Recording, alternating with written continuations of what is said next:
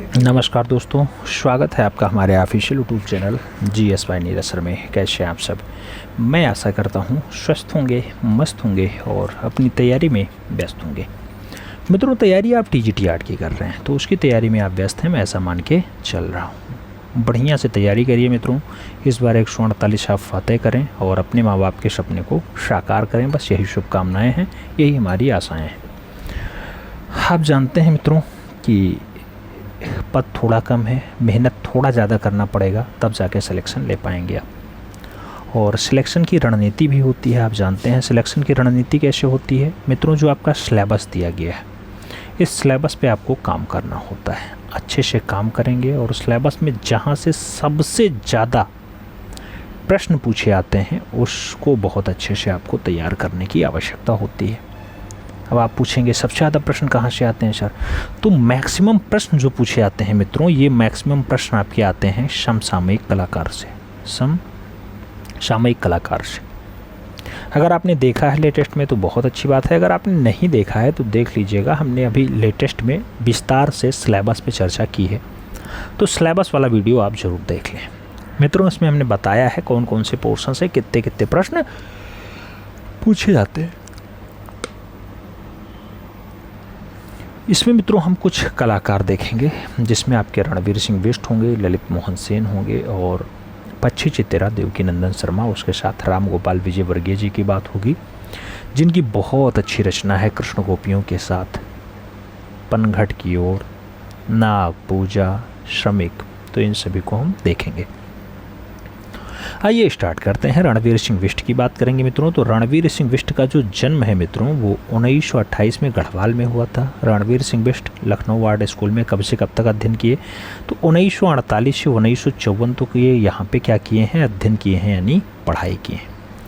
रणवीर सिंह बिष्ट को Lucknow college of arts and craft का प्रधानाचार्य कब बनाया गया? तो ये प्रधानाचार्य का जो जिम्मा पाते हैं मित्रों वो 1968 में पाते हैं, यानी 1968 में पाते हैं। याद रखिएगा, 1968 में प्रधानाचार्य बनते हैं।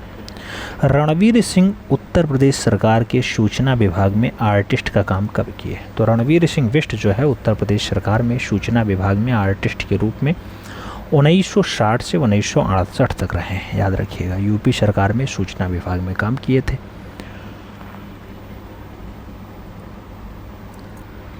रणवीर सिंह बिष्ट को ललित कला अकादमी से राष्ट्रीय पुरस्कार कौन से वर्ष दिया जाता है मित्रों? 1965 में दिया जाता है, यानी 1965 के सन में इन्हें दिया जाता है। आगे बात करें तो रणवीर सिंह बिष्ट को सर्वोच्च जलरंग कार्य के लिए उत्तर प्रदेश के मुख्यमंत्री के स्वर्ण पदक से कब सम्मानित किया जाता है? तो जल रंग में बढ़िया काम करने के लिए 1966 में यूपी मुख्यमंत्री का स्वर्ण पदक भी इन्हें मिल जाता है, रणवीर सिंह बिष्ट जी को। और आप ये तो जानते ही हैं कि रणवीर सिंह बिष्ट के कला गुरु कौन?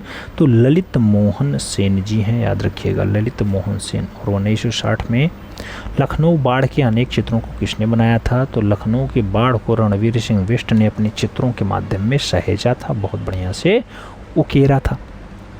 आप जानते हैं इनके भाईचारों में और बहुत सारे नाम हैं। ललित मोहन सेन के शिष्य हैं BN जिज्जा, ईश्वरी दास, मदन लाल नागर, HL मेढ़, RS बिष्ट, ये सब नाम इन्हीं के साथ आते हैं। तो रणवीर सिंह बिष्ट ही RS बिष्ट हैं, याद रखिएगा। तो ये सब इनके गुरु भाई होते हैं। आगे बढ़े मित्रों, कलाकार का नाम ललित मोहन सेन है, जो इनके गुरुजी हैं। आप जानते हैं कि 1898 से 1954 तक इनका कार्यकाल होता है।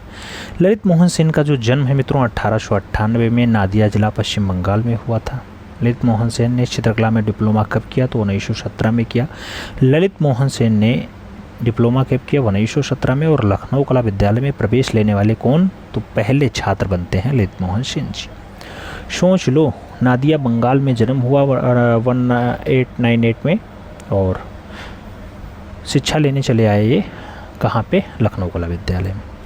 ललित मोहन सेन की प्रतिभा को देख करके किसने लखनऊ कला विद्यालय में शिक्षक बना दिया? तो नेट हार्ड ने जो है इनकी प्रतिभा को देखा और नेट हार्ड ने इन्हें तुरंत शिक्षक मनोनीत कर दिया। ललित मोहन सेन किस कला विद्यालय में प्रिंसिपल भी थे? तो लखनऊ कला विद्यालय में 1945 में प्रिंसिपल भी होते हैं। आप जानते हैं लखनऊ कला विद्यालय की स्थापना 1911 में होती है, ये याद रखिएगा। ललित मोहन सेन को इंडिया हाउस लंदन की दीवारों पर चित्रांकन करने के लिए कब भेजा जाता है? तो इंडिया हाउस लंदन में जाते हैं और दीवारों पर चित्रकारी करके आते हैं 1928 में, यानी 1928 में। और आगे बढ़ेंगे मित्रों, आगे कहा जाता है ललित मोहन सेन। ललित मोहन सेन के चित्रों में किसका विशेष महत्व दिया गया? तो विशेष महत्व ग्रामीण बालिकाओं का दिया गया है। ये किसके चित्रों में है? ललित मोहन सेन के चित्रों में। ललित मोहन सेन के सबसे प्रमुख शिष्यों की अगर बात करते हैं तो BN आर्य, और उसके साथ BN जिज्जा हैं, ईश्वरी दास हैं, मदन लाल नागर हैं जो लखनऊ के छितेरे के नाम से जाने जाते हैं, हरिहर लाल मेड़ है, और RS विष्ट का नाम यानी रणवीर सिंह विष्ट का नाम बहुत अच्छे से लिया जाता है। तो ये जो है किसके शिष्य हैं? आपके ललित मोहन सेन जी के शिष्यों में शुमार हैं, याद रखिएगा। तो ये बात तो आपके ललित मोहन सेन जी की हो गई है। अब ललित मोहन सेन के बाद हमें किसे पढ़ना है? पक्षी चितेरा देवकीनंदन शर्मा को पढ़ना है। देवकीनंदन शर्मा की अगर बात करते हैं मित्रों, देवकीनंदन शर्मा का जो जन्म है 1917 में अलवर राजस्थान में होता है। कहाँ पर होता है? अलवर राजस्थान में होता है। देवकीनंदन शर्मा के कलागुरु कौन रहे हैं? तो देवकीनंदन शर्मा के जो कलागुरु रहे हैं उनका नाम शैलेंद्र नाथ डेरहा है। याद रखिएगा, इधर जो आपको रचना दिखाई दे रही है ये मोरों की रचना है, वो मोर बहुत अच्छे से बनाए थे। कौन? देवकीनंदन शर्मा जी। देवकीनंदन शर्मा किस चित्रकला विभाग के अध्यक्ष थे? तो मित्रों चित्रकला विभाग में वनस्थली विद्यापीठ होती है और वनस्थली विद्यापीठ के ये अध्यक्ष भी रहे हैं। क्या रहे हैं? अध्यक्ष भी रहे हैं किसके? चित्रकला विभाग के। आगे बात करें, कहा जाता है देवकीनंदन शर्मा ने भित्तीय चित्रण किससे सीखा? तो नंदलाल बसु और विनोद बिहारी मुखर्जी से इन्होंने भित्तीय चित्रण सीखा है। नंदलाल बसु और विनोद बिहारी मुखर्जी से इन्होंने भित्तीय चित्रण सीखा है। आगे बात करते हैं मित्रों, आगे कहा जाता है देवकीनंदन शर्मा का प्रिय विषय है। देवकीनंदन शर्मा का बहुत प्यारा विषय है। तो आप जानते हैं मित्रों पक्षी, और पक्षियों में कौन सी पक्षी? मोर पक्षी को बहुत अच्छे से इन्होंने बनाया है।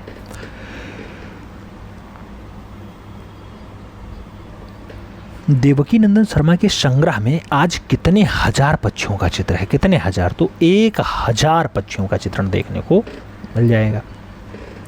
1963 में लंदन की द ट्रायन ऑफ आर्ट गैलरी में विश्व के कितने पक्षी चित्रों ने भाग लिया था? तो 18 पक्षी चित्रों ने भाग लिया था मित्रों 1963 में। कहाँ पर? लंदन में। कौन सी दीवार पर? द ट्रायन ऑफ आर्ट गैलरी वाले में 18 पक्षी चित्रकार शामिल होते हैं। पूछा गया देवकीनंदन शर्मा को लोग किस नाम से पुकारते हैं? मित्रों देवकीनंदन शर्मा को जो लोग नाम दिए हैं वो नाम दिए हैं भाई साहब का। भाई साहब किसे कहा जाता है? देवकीनंदन शर्मा को कहा जाता है। राजस्थानी कला का मंसूर किसे कहा जाता है? तो राजस्थानी कला का मंसूर जो है वो देवकीनंदन शर्मा को कहा जाता है। मंसूर आप जानते हैं कि जो है मुग़ल शैली का बहुत अच्छा पक्षी चितेरा था, ये मुग़ल शैली का। ठीक है, याद रखिएगा। आगे कहा जाए तो देवकीनंदन शर्मा ने पहली बार पक्षी चित्रों की प्रदर्शनी कब की? तो मुंबई में की थी 1967 में इन्होंने पहली बार पक्षी चित्रों की प्रदर्शनी की थी। कहाँ पे की थी? मुंबई में की थी। ये बात आपके देवकीनंदन शर्मा की हुई जिनका जन्म अलवर राजस्थान में हुआ था। 1000 चित्रों का संग्रह इनके संग्रहालय में रखा हुआ है। अब आगे बात करेंगे और राम गोपाल विजयवर्गीय के बारे में देखेंगे। राम गोपाल विजयवर्गीय मित्रों 1905 में जन्म होता है। कहाँ पे? बालेर राजस्थान में विजयवर्गीय जी का जन्म हुआ है। और राम गोपाल विजयवर्गीय के कलागुरु कौन थे? तो शैलेंद्र नाथ डे गुरुजी थे, और जो चेला था वो राम गोपाल विजयवर्गीय था, याद रखिएगा। राम गोपाल विजयवर्गीय जो हैं वो राजस्थान स्कूल ऑफ आर्ट्स में प्राचार्य कब तक रहे हैं? तो जब प्राचार्य की बात आती है मित्रों तो 1945 से 1966 तक ये प्राचार्य रहते हैं। ये आपको सदैव याद रखना है। राम गोपाल को राजस्थान ललित कला अकादमी ने पुरस्कृत कब किया है? तो 1958 में किया, यानी 1958 में किया है। और आगे बढ़ेंगे, राम गोपाल विजयवर्गीय को राजस्थान ललित कला अकादमी द्वारा किस उपाधि से सम्मानित किया गया था? तो 1970 में इन्हें कलाविद से सम्मानित किया जाता है। ये भी आपको याद रखना है। आगे बढ़ेंगे मित्रों, आगे कहा जाता है राम गोपाल विजयवर्गीय भारत के भूतपूर्व राष्ट्रपति ज्ञानी जैल सिंह द्वारा पद्मश्री से भी सम्मानित हैं। और पद्मश्री इन्हें ज्ञानी जैल सिंह कब देते हैं? तो 1984 में देते हैं, यानी 1984 में देते हैं मित्रों। और आगे बढ़ा जाए, आगे क्या कहा जाता है? कहा जाता है मित्रों राम गोपाल विजयवर्गीय के सम्मान में उपराष्ट्रपति डॉक्टर शंकर दयाल शर्मा द्वारा किन अभिनंदन ग्रंथ का लोकार्पण किया गया? तो रूपांकन का जो है लोकार्पण किया गया था। राम गोपाल विजयवर्गीय की अगर बात आती है मित्रों, तो राम गोपाल विजयवर्गीय जल रंग और वास तकनीकी में किस शैली के बढ़िया वाले चित्रकार हैं, यानी कुशल चित्रकार हैं। तो आप जानते हैं कि राम गोपाल विजयवर्गीय बंगाल शैली के, वास शैली के बहुत अच्छे कलाकार हैं। और राम गोपाल विजयवर्गीय की शैली किस नाम से जानी जाती है, तो विजयवर्गीय शैली इनका नाम हो जाता है, विजयवर्गीय शैली के नाम से भी जानी जाती है। आगे बढ़ेंगे मित्रों, आगे कहा जाता है राम गोपाल विजयवर्गीय किस युग के कवि थे। मित्रों, राम गोपाल विजयवर्गीय किस युग के कवि थे, तो छायावादी युग के बढ़िया वाले कवि राम गोपाल विजयवर्गीय जी हैं। राम गोपाल विजयवर्गीय किस चित्रण में प्रसिद्ध रहे हैं, तो व्यक्ति चित्रण में बहुत अच्छे रहे हैं, व्यक्ति चित्रण में पारंगत रहे हैं, व्यक्ति चित्रण में प्रसिद्धि रही है इनकी। राम गोपाल का पहला चित्र किस पत्रिका में छपा हुआ था, तो मॉडर्न रिव्यू पत्रिका में इनका पहला चित्र छपा हुआ है, ये आपको याद रखना है। और राम गोपाल विजयवर्गीय जी हैं, इनका प्रिय विषय क्या रहा है मित्रों, तो कालिदास इनका विषय रहे, तुलसी जी इनके विषय रहे, और जयदेव की कृतियाँ भी राम गोपाल विजयवर्गीय की चित्रों की प्रमुख विषय रही हैं।